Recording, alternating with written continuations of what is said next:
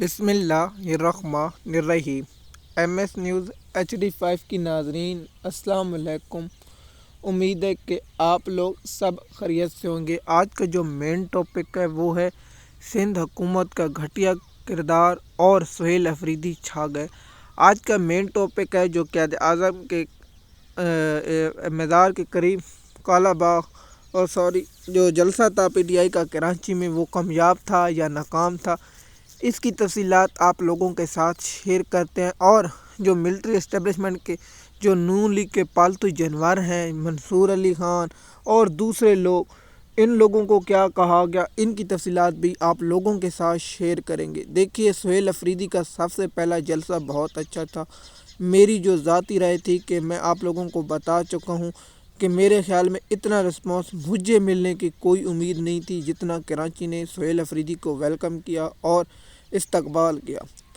سب سے پہلے یہ بتائیں کہ جو PTI کے جو نکل گئے ہیں، جو علی اور شیر افضل مروت جیسا گھٹیا جانور جو کہتا تھا کہ میں عمران خان کی 9 مئی سے پہلے عمران خان کی مقبولیت ختم ہو چکی تھی، 9 مئی کی وجہ سے میں عمران خان کی مقبولیت جس کا لیکن وہاں سندھ کی عوام نے کہا کہ نہیں بھائی، عمران خان کا جو بھی نمائندہ ہوگا وہ ہم اس کو سر آنکھوں پر بٹھائیں گے۔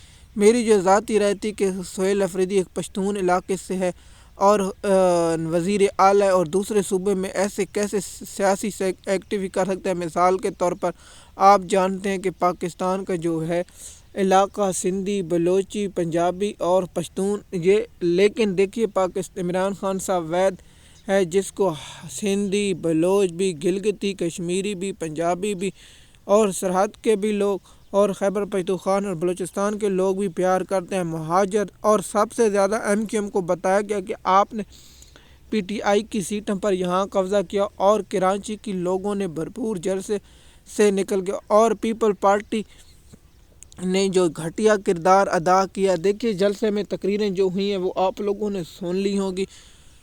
سہیل افریدی نے کہا ہے کہ اب ہر چوک ڈی چوک ہوگی، مثال کے طور پر ڈی چوک ہوگی اور یہاں ڈی چوک ہے۔ تو عمران خان صاحب سے کل جو ملاقات ہے اس پر بھی ٹاپک بنائیں گے۔ دوسرا کہ سہیل افریدی نے جو خطاب کیا اور بھرپور عوام نے شرکت کی، اور جو گندے پور نے عمران خان صاحب کے ساتھ جو سلوک کیا، اس کی پارٹی کے ساتھ علی امین گنڈا پور 2 مرتبہ بھاگ گیا۔ اب سہیل افریدی پر بہت بڑی ذمہ داری تھی اور PTI کے اندرونی برونی لڑائیاں تھیں۔ سب سے زیادہ PTI کو نقصان اندرونی لڑائی نے دیا اور علی امین گنڈا پور کا کردار اور شیر افضل مروت جیسا گھٹیا کردار تھا جو گروپ بندی بنا کر اور برسٹر گور کو جب تک نہیں ہٹائیں گے اور پنجاب کے لوگ اور پنجاب کی قیادت کو بھی اب جاگنا ہوگا اور سہیل افریدی کا ساتھ دینا ہوگا۔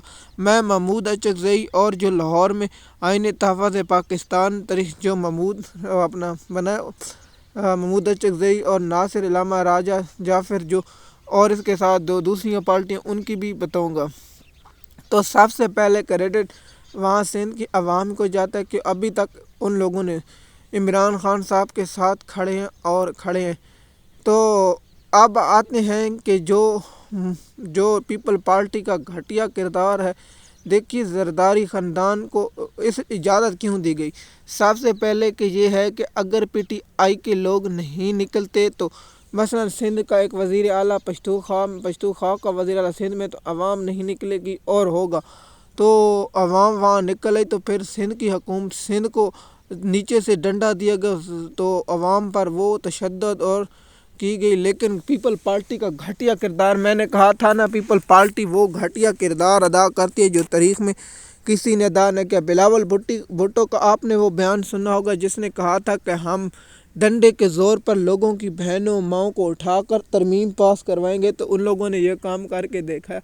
جیسے کہ آپ جانتے ہیں، MS نیوز کی ناظرین، آپ کو معلوم ہے کہ آپ کو ہم نے پہلے بھی اس کے ویلاگ کر کے بتایا تھا کہ پیپل پارٹی پر میں تو یقین نہیں کرتا، لیکن میں اس بات کا کریڈٹ صرف ایک بات کا دیا تھا کہ جو وزیر گیا تھا اور وزیر اعلیٰ کا استقبال کیا، اور میں کل ویلاگ اس پر بنانا چاہتا تھا لیکن میں نے کہا چلو جلسہ ہو جائے اس کے بعد اس ٹاپک پر ویلاگ بناتے ہیں۔ دیکھیے، زرداری خاندان صرف بلاول بھٹو زرداری کے لیے سب کچھ کر سکتا ہے، عوام کو گولیاں مروا سکتا ہے، سندھ کا پانی بہہ سکتا ہے اور سندھ میں جو ہو رہا ہے اس کو ہونے دے سکتا ہے۔